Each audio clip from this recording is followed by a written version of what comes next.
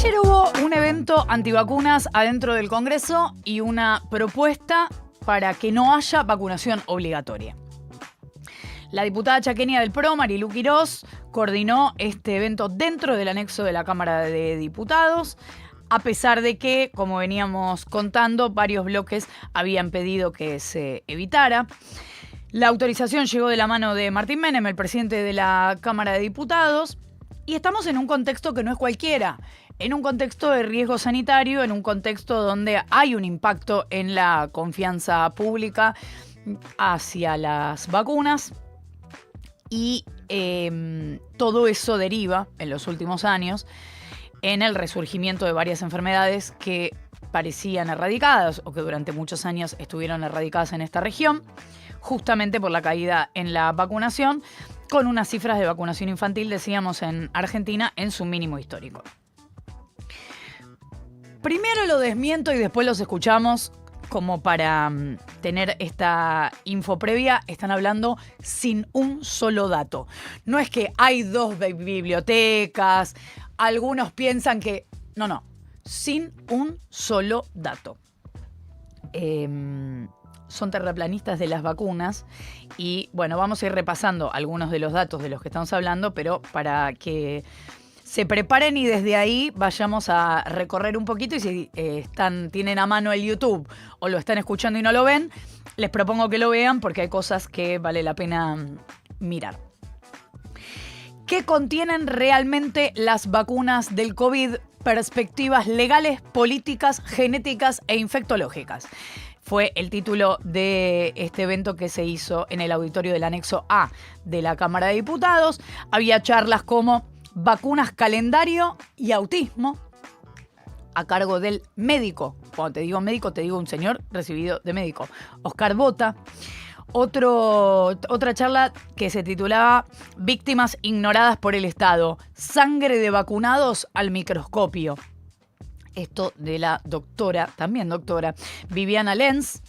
Un evento que se extendió por más de 6 horas. Y por eso te decía que no estamos hablando solamente, si bien el título hablaba de las vacunas del COVID, no estamos hablando de una postura sobre las vacunas del COVID, que también quiero aclarar, tampoco sería pertinente, pero es directamente antivacunas. En uno de los paneles estaba, en un ratito la escuchamos, Lorena Di Blasis, licenciada en biotecnología, que es licenciada del CONICET, y que, esta fue la vedette, digamos, de la cuestión, exhibió a un hombre que tiene lo que ellos entienden que es secuelas, supuestas secuelas, de la aplicación de 2 dosis de la AstraZeneca. A mí no me tocó la AstraZeneca, pero al que la haya tocado capaz que está... Yo ni me acuerdo que tengo. A ver, no sé. Fíjate, yo creo que tuviste la AstraZeneca porque te acordás que te había pegado mal. A ver, déjame ver si puedo... AstraZeneca, tuve rusa, tuve no se te varias pega más. Nada. Varias más. No tenés magnetismo. No, en el pecho no. Bueno. Manieto. Por favor, ayúdame. Uh-huh. Bueno, entonces no va que el señor va con el torso desnudo y dice que los objetos metálicos se le pegan en el cuerpo. Veamos este intercambio entre este señor y Lorena Di Blasi, licenciada en biotecnología. Efectos que causa estas vacunas, ¿sí? Y esto no es grasa en la piel, señoras y señores. Ahí. Si pueden ir al centro del escenario, por favor, así pueden todos divisar mejor. Gracias. Por acá. Esto le provocó la vacuna. A él no le sucedía esto. Y de esto no se habla. Esto se ríen a veces. Y yo quisiera saber qué dicen acá los médicos del Ministerio de Salud. Nosotros le llamamos magnetización, pero no sabemos si realmente es una magnetización. Él es jardinero. A él no le pasaba esto. 2 dosis de AstraZeneca, 2 lotes diferentes, que bueno, lo iba a mostrar, pero... ¿Y trajiste el otro? Bueno, esto, que nos expliquen qué es ¿Esto se debe a los materiales que estamos encontrando adentro?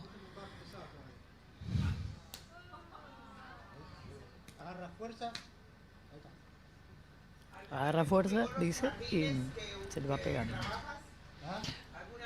¿En qué momento se deja apoyar cosas en la teta? Preguntan desde el auditorio si alguna vez fumigó los jardines donde trabaja. Dice que no. No. Buena pregunta. Excelente. No tenía, el señor, ella aclaró que no tenía grasa por arriba de la piel. Claro.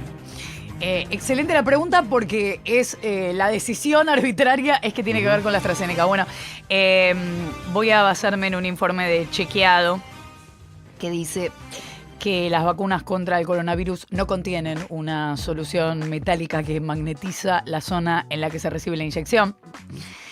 Que algunas vacunas sí tienen componentes como el hidróxido de aluminio en forma de gel, esto en el caso de AstraZeneca, una sustancia, escúchame esto por si está distraído, una sustancia que se usa desde hace décadas en las vacunas y es completamente inocua.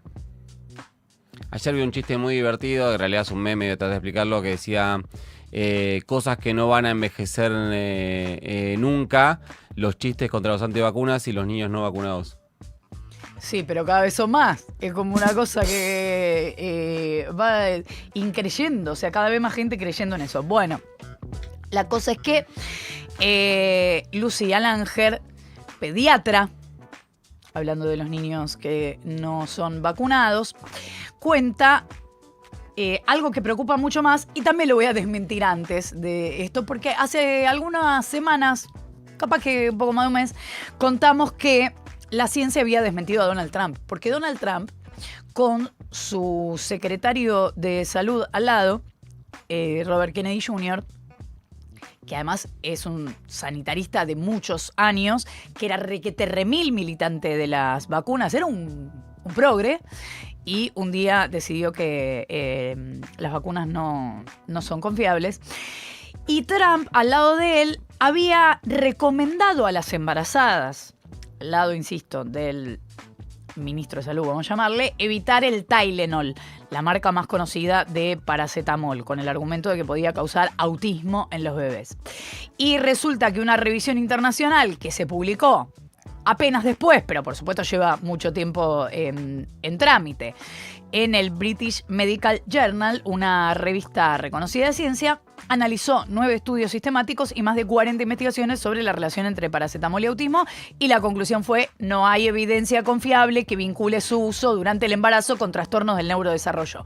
Porque lo que se usa con esto, y también podría valer la pena decir, y bien colocada la pregunta, las fumigaciones. Pero también podría ser el repelente que te pones, lo que se te ocurra. Bueno, ya lo había dicho la Organización Mundial de la Salud y ahora en este nuevo trabajo los autores dicen que esos estudios que señalan un posible riesgo carecían de rigor metodológico y no consideraban factores genéticos ni ambientales. Pero este ministro de Salud de Trump, Robert Kennedy Jr., sí es de los que sostiene algo parecido a lo que vamos a escuchar que dijo Lucía Langer ayer, la pediatra, en este evento adentro del Congreso de la Nación, de un supuesto vínculo entre las vacunas y el trastorno del espectro autista.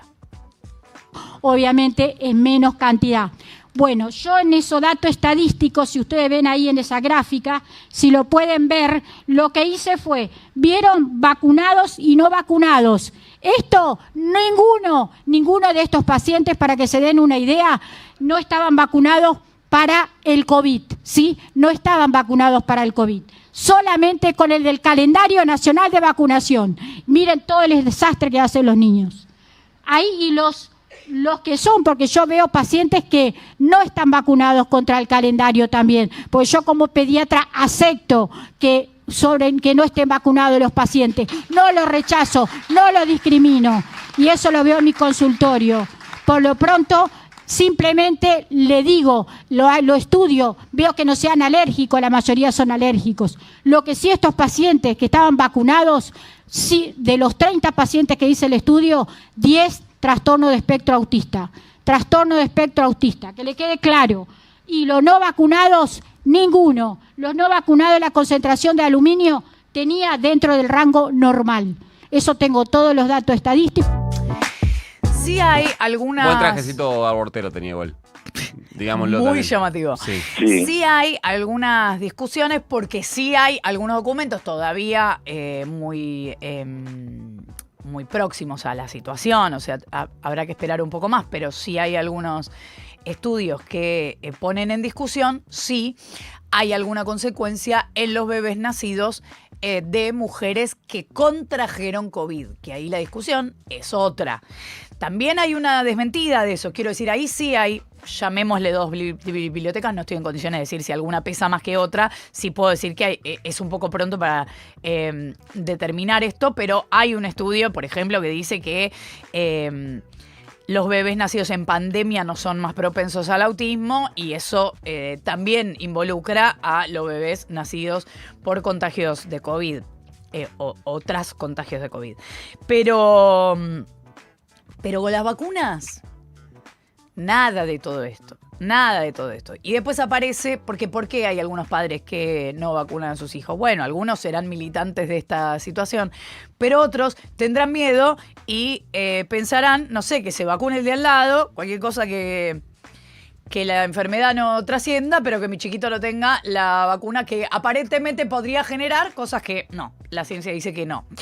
Y vamos a cerrar con la estrella de alguien que conocimos en la pandemia, la estrella de todo esto, que es Chinda Brandolino, que es médica y que ya directamente dice que lo que hay con las vacunas, y no habla solamente de las vacunas de COVID, es una epidemia de cáncer pediátrico. Ni un solo dato la sustenta.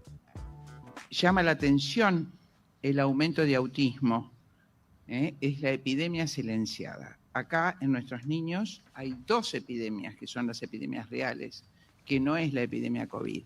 La epidemia de autismo y la epidemia de cáncer pediátrico, que como ha dicho la misma ministra de Salud del gobierno anterior, desde el año 2012 hasta el 2022, el cáncer pediátrico aumentó 750%. No hay ninguna duda, todos los médicos que nos hemos reunido hoy, que esto se debe, por lo menos en un 95%, si no el total, a la vacunación. Y es intención de este encuentro pedir la derogación de la obligatoriedad de las vacunas. Que se vacune el que quiera. Y agradezco, por supuesto, a las diputadas que han venido a acompañarte, a Marilú, a Martín Mene, que ha permitido todo esto, que solo es el primer escalón de esta lucha que no cejará hasta que saquen la obligatoriedad de las vacunas. Y sí, eso es lo que está pasando en la práctica.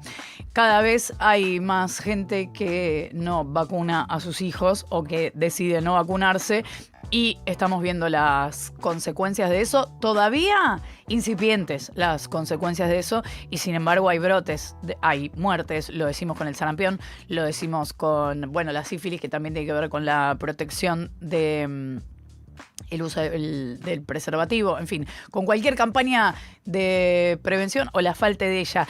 Y es cierto que hay discusiones que mejor que se den a cielo abierto que aparezcan en la Deep Web y entonces cualquiera diga, nadie sale a desmentir esto porque deben tener razón y aparecen en no sé dónde. Bueno, hay evidentemente una discusión para dar porque hay mucha gente que está creyendo en esto, pero a la vez uno piensa, bueno, entonces estamos a un segundo de discutir si nazis sí o nazis no, y todo es discutible. Bueno, sí. No sé, pero que faltan campañas de prevención, y no solo en este gobierno, sino hace rato faltan campañas de prevención.